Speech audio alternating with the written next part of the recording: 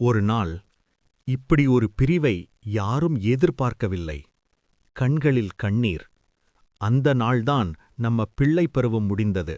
3 நண்பர்கள், ஒரு வெற்றிடம். அது ஒரு சிறிய ஊர்ல இருக்கும் அரசு பள்ளி.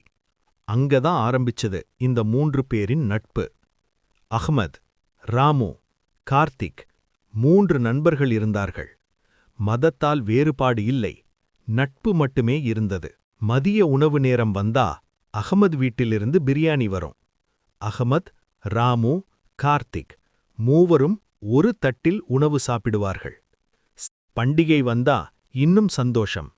ரமதான் வந்தா ராமு, கார்த்திக் நோன்பு திறக்க அகமது வீட்டுக்கு போவாங்க. தீபாவளி வந்தா அகமது பட்டாசு வெடிக்க ராமு வீட்டுக்கு போவான். அந்த நாட்கள் மதமில்ல, அது நட்புத்துவம் மட்டும் இருந்த காலம். அந்த ஒரு நாள் கார்த்திக் முகம் சோகமாயிருந்தது. நாங்க வேற ஊருக்கு ஷிஃப்ட் ஆகிறோம் என்றான் மெதுவா. அந்த ஒரு வரி அகமது, ராமு இருவரின் மனசை உடைத்தது. எப்போ திரும்பி வருவ என்று கேட்ட அகமதுக்கு கார்த்திக் பதில் சொல்லவே முடியவில்லை. பிரியாவிடை நாள். அந்த நாள் 3 பேரும் பள்ளி முடிஞ்ச பிறகு அந்த பழைய மரத்தடியில் உட்கார்ந்திருந்தாங்க. யாரும் பேசல. ஆனா 3 பேரின் கண்களில் கண்ணீர் மட்டும் பேசுது. கார்த்திக் மெதுவா சொன்னான், நம்ம நட்பு மாறாதுன்னு பிராமிஸ் பண்ணுங்க. அகமத் கையை நீட்டினான். ராமு அதில் சேர்த்தான். 3 கைகள், ஒரே உறுதி. பிறகு அடுத்த நாள் அந்த பெஞ்ச் காலியாயிருந்தது. 3 பேருக்கான இடம் இப்போ 2 பேருக்கு கூட பெரியதா தோன்றியது.